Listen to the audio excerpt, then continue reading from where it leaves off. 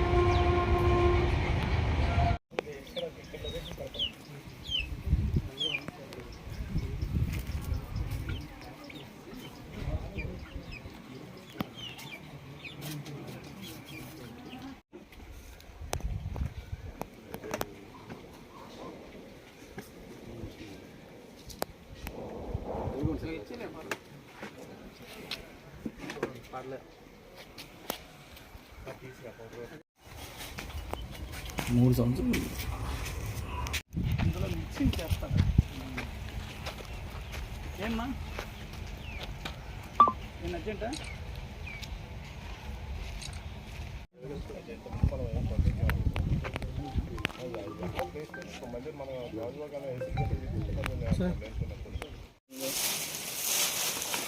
మాత్రం బాగా back side